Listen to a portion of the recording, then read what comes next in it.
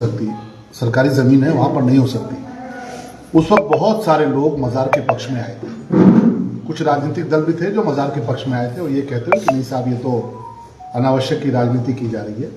लेकिन देखिए, प्रशासन ने इस पे एसडीएम कोर्ट ने ऑर्डर किया और एसडीएम की बाकायदे जो प्रशासन की जांच हुई है, गहन जांच हुई है, उस पूरी गहन जांच में पूरी तौर पर स्पष्ट हो गया है कि ये मज़ार पूरी तौर पर अवैध है, इलीगल है, सरकारी ज़मीन को कब्जा करके बनाई गई है। वहाँ पर नगर पालिका की ज़मीन है, वहाँ पर बंजर ज़मीन है, वहाँ पर पीडब्ल्यूडी विभाग की ज़मीन है। और एसडीएम कोर्ट ने सिर्फ इतना ही नहीं, जो एसडीएम कोर्ट ने ऑर्डर किया है,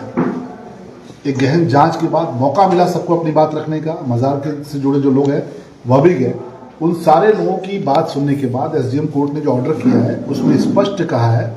कि ये मज़ार पूरी तौर पर इलीगल है, अवैध है, क्योंकि वहाँ पर कोई ज़मीन मज़ार के नाम से नहीं है। और दूसरी बात, जो सबसे चौंकाने वाली बात है, जो हम लोग कह भी रहे थे शुरू में, कि दस्तावेजों में हेरफेर हुआ है, दस्तावेजों में खेल हुआ है। एसडीएम कोर्ट ने यह पाया है कि दस्तावेजों में हेराफेरी की गई,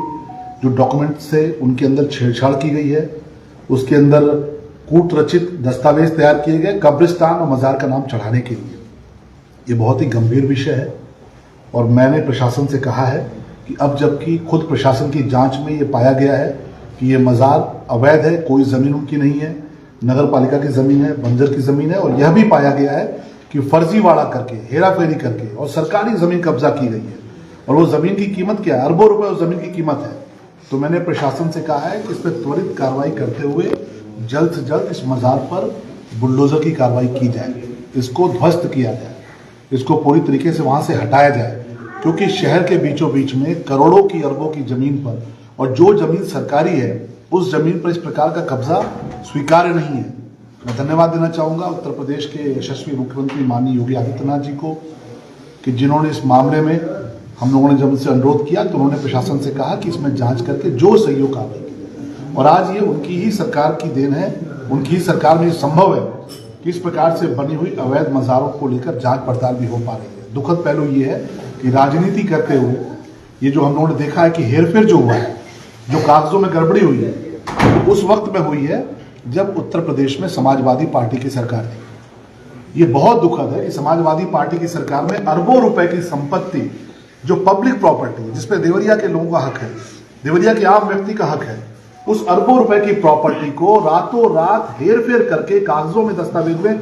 छेड़छाड़ करके, फर्जीवाड़ा करके समाजवादी पार्टी की सरकार में उसको बाजार के नाम पे, कब्रिस्तान के नाम पे कर दिया जाता है। और हम यही बात हमेशा से कहते आए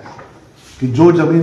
जमीन सरकारी है वो जमीन हमारी है का नारा देने वाली समाजवादी पार्टी सरकार ने किस प्रकार से अरबों की संपत्ति लूटी है, इसका देवरिया सबसे बड़ा उदाहरण है। हम लोग इस बात को लेकर प्रशासन से कह चुके हैं। मुझे पूरा विश्वास है कि बिना किसी प्रकार के संकोच में आए,